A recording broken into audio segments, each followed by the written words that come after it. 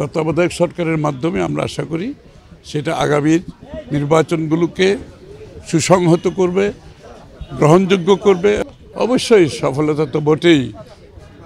এই তত্ত্বাবধায়ক সরকারের অনুপস্থিতিতে বাংলাদেশের মানুষকে যে ত্যাগ স্বীকার করতে হয়েছে, যে জীবনগুলো গিয়েছে, যে নির্বাচনগুলোকে কেড়ে নেওয়া হয়েছে, মানুষের ভোটাধিকার কেড়ে নেওয়া হয়েছে, তার মাধ্যমে যে অপশাসন, নিপীড়ন, নির্যাতনের রাজত্ব সৃষ্টি হয়েছে, তত্ত্বাবধায়ক সরকারের মাধ্যমে আমরা আশা করি সেটা আগামীর নির্বাচনগুলোকে সুসংহত করবে, গ্রহণযোগ্য করবে এবং দেশের গণতন্ত্রকে আমরা যে প্রাতিষ্ঠানিক রূপ দেওয়ার কথা বলছি, কারণ হচ্ছে নির্বাচন হচ্ছে গণতন্ত্রের বাহক এবং যদি নির্বাচন সুষ্ঠু গ্রহণযোগ্য হয় তাহলে গণতন্ত্রের যাত্রা সেখান থেকে শুরু হয়।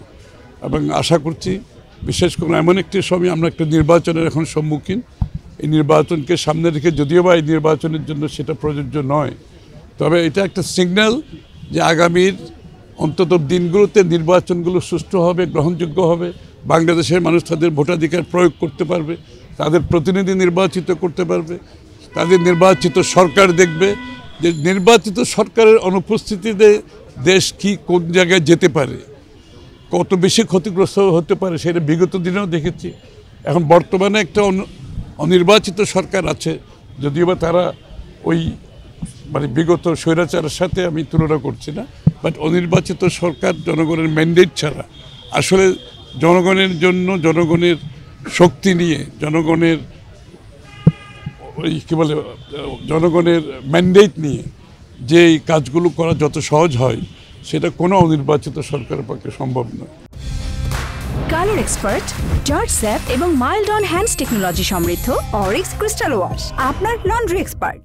সুতরাং বাংলাদেশের মানুষ একটা নির্বাচিত সরকারের অপেক্ষায় আছে, যেই সরকার তাদের দ্বারা নির্বাচিত হবে, যেই সংসদ তাদের দ্বারা নির্বাচিত হবে এবং যারা তাদের কাছে দায়বদ্ধ থাকবে, জবাব দিয়ে থাকবে। সবচেয়ে বড় কথাটা হচ্ছে এই জায়গায় যে বিগত দিনে সেটা অনুপস্থিত, আজকেও সেটা অনুপস্থিত। সুতরাং একটা নির্বাচনের সুষ্ঠু নির্বাচন সম্ভব একটা কেয়ারটেকার সরকারের মাধ্যমে। এইখানে জাতীয় একটা ঐক্যমত আছে, সবচেয়ে ভালো কথা হচ্ছে সেই জায়গাটায়। এই ঐক্যমতের মাধ্যমে আমি আগামীর গণতন্ত্র বাংলাদেশে আমার মনে হয় একটা নতুন দিগন্তের দিকে আমরা যাচ্ছি। ভিন্নমত তো থাকবেই, আপনি রাজনীতিতে ভিন্নমত ছাড়া কি রাজনীতি হবে নাকি? ভিন্নমত থাকবে। তারপরে এটা তো মূল বিষয়টা তত্ত্বাবধায়ক সরকার ফেরত এসেছে এবং এটা আমরা কিভাবে গঠন করব সেটা আলাপ আলোচনার মাধ্যমে করা সম্ভব। আমরা বিগত দিনে অনেকগুলো নির্বাচন করেছি এবং সেখানেও আমাদের সরকার গঠন হয়েছে, নির্বাচনগুলো ভালো হয়েছে, গ্রহণযোগ্য হয়েছে, প্রশ্নবিদ্ধ হয় নাই। সেটা আমরা আবারও করতে পারবো। এটা তো আবিষ্কার করার কিছু না, আমরা করেছি, তো সফলভাবে করেছি বিগত দিনে, সামনে আবার করতে পারবো। এখানে তো বিষয়টা খুবই সহজ, এটা নিরপেক্ষ সরকারের কথা বলা হচ্ছে। অনির্বাচিত একটা নিরপেক্ষ সরকার যেটা তত্ত্বাবধায়ক সরকার দায়িত্ব পালন করে, এটার কিন্তু চরিত্র, এটার গঠন, চরিত্র, এটার কার্যক্রম সব কিছু কিন্তু বিধিবদ্ধ আছে। সুতরাং সেটা আমরা বিগত দিনে দেখেছি, তারা ভালোভাবে পারফর্ম করেছে। নির্বাচনগুলো জনগণের মত প্রতিফলিত হয়েছে ভালোভাবে এবং সেগুলো নিয়ে কোনো বিশেষ প্রশ্ন উঠে নাই।